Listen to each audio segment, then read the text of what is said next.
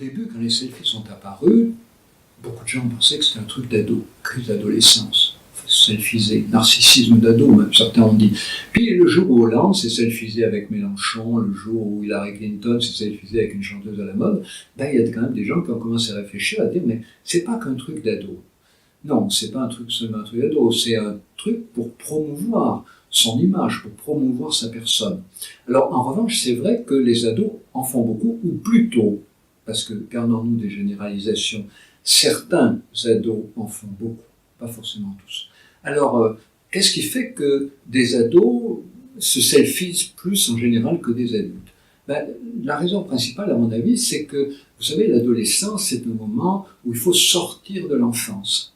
Or, l'enfance, c'est pas seulement le fait d'avoir été petit, d'avoir joué aux petites voitures ou au Lego, non, ou à la poupée. L'enfance, c'est aussi le fait que les parents photographient beaucoup leurs rejetons. Donc ça veut dire que l'enfant, beaucoup photographié par les parents, a été habitué à l'image que ses parents voulaient avoir de lui. Voilà, ferme ton col de chemise, donne-toi un coup de peigne, souris, photo, clic-clac, voilà. Alors l'enfant, évidemment, quand il devient adolescent, il ne se reconnaît plus là-dedans. Ça, c'était l'image que les parents voulaient avoir de lui.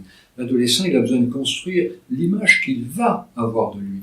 Et cette image, il va la construire, évidemment, d'abord en rupture avec l'image que les parents ont voulu lui imposer de lui-même. Les parents demandaient que l'ado soit coiffé. L'ado se selfisait pas coiffé. Les parents demandaient que l'enfant soit photographié bien habillé. L'ado se selfisait à moitié dénudé, voilà, ou débraillé. Donc ça veut dire que le selfie à l'adolescence est une réappropriation de l'image de soi, rendue nécessaire par le fait que beaucoup trop de parents prennent leurs enfants pour une sorte de chair à pâté de leurs enthousiasmes photographiques. Si les parents photographiaient beaucoup moins leur enfant et le laissaient beaucoup plus libre, ou lui demandaient quand ils le photographiaient, est-ce qu'on garde l'image, est-ce qu'on la détruit? Si les parents reconnaissaient un droit à l'intimité et un droit à l'image de leur enfant, ben peut-être que les adolescents auraient moins besoin d'avoir recours à des selfies provocateurs pour se réapproprier leur image d'eux-mêmes. Mais il y a hélas un autre élément qui intervient chez des adolescents qui se selfient beaucoup. C'est le fait que sur les réseaux sociaux, on échange. Alors, si on connaît de la poésie, si on fait un peu de musique, si on a un langage assez riche, on va mettre des phrases, on va échanger avec des citations, même parfois à l'adolescence. Mais si on a un langage pauvre, qu'est-ce qu'on montre sur Internet? Qu'est-ce qu'on échange? Le corps.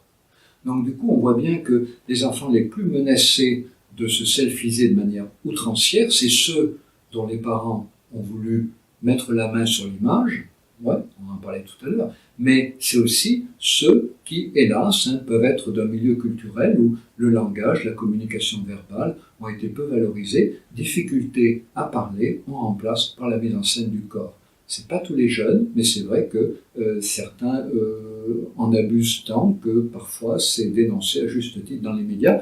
Mais vous voyez en tout cas que dans ce cas-là, comme dans beaucoup d'autres, c'est l'éducation précoce qui tient la clé. Hein. Voilà. Et que les enfants, que les parents sont encore une fois attentifs à communiquer à leur enfant, enseigner à leur enfant le droit à l'intimité, le droit à l'image, et puis qu'ils cultivent toutes les formes d'échange, qui valorisent la culture scolaire, hein, qui est une culture du verbe en grande partie, de manière à ce que l'enfant, accédant aux réseaux sociaux, puisse avoir bien d'autres choses à échanger que de montrer des parties de son corps.